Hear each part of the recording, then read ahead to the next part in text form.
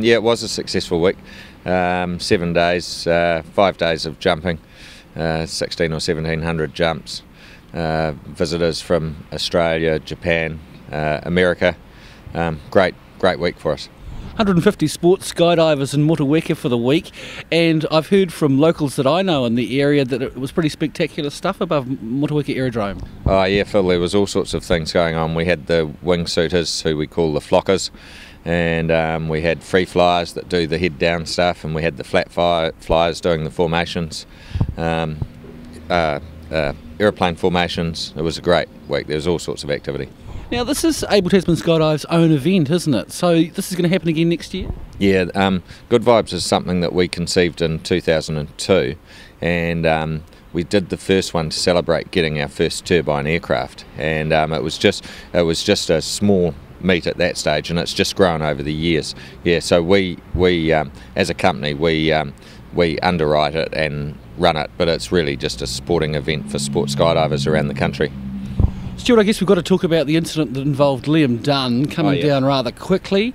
Obviously an experienced jumper. Describe to us quickly the process that would have taken place during that incident. Liam's done about 4,700 jumps, so he's well and truly experienced. Basically, for what happened, his situation was when he opened his main parachute, he had a little problem with his steering mechanism on the main parachute, and he spent a long time trying to deal with it, and elected to cut away the main parachute and open his reserve, and his reserve inflated just in time, and he had a hard landing on the soft ground.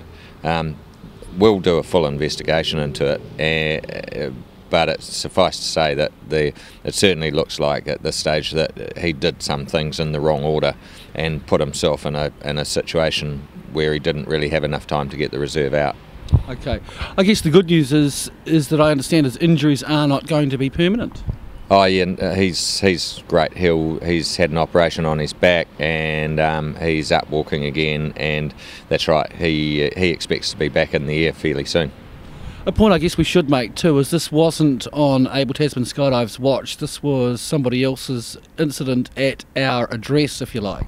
Yeah, well, I guess that's a good way to describe it.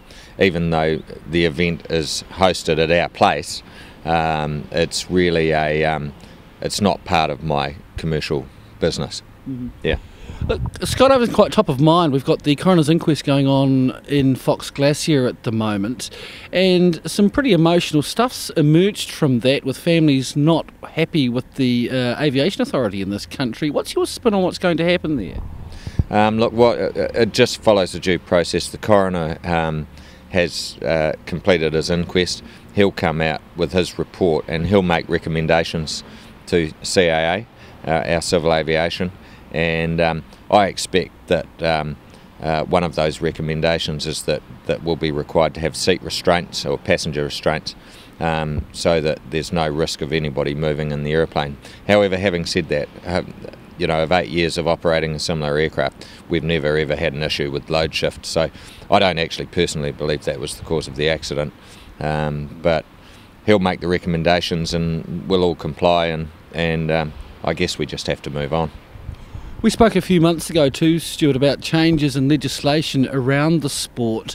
Any further updates? Have those businesses that were lagging behind now gained their licences, or most of them? Yeah, well, Part 115 came into effect on the 1st of April this year, and there were two of us that achieved that certification prior to the date.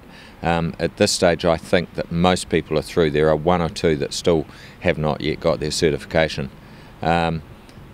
It's been an interesting process for us, and we've got through it, and we're certainly moving on from that. Right. Now, Good Vibes, it was spectacular, it was a lot of fun, you brought some tourists to town. What was the highlight of the week for you? Oh, certainly the highlight of the week is the Saturday for us when we attempt those record jumps. Also, this year we incorporated a family fun day, so we had activities at the airport, and then with the fireworks at the end, it just caps off what's a great week. We go to a venue after that and have an awards ceremony and give out awards, and so Saturday really is the big day for us. Look, I know from my own limited experience with the sport, but I have had a few jumps, that it's a thrilling thing to do, but also I would say good for the soul. Would you agree? Oh, absolutely. It's just it's a sensation that you can't get by doing anything else, and so yeah, absolutely, it's great for the soul. And great for the fear factor.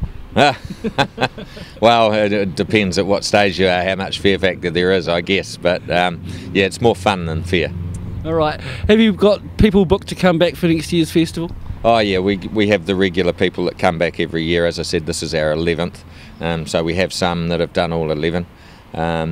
We pretty much start organising the next one as soon as the last one's finished, so we're onto it already and starting to the initial planning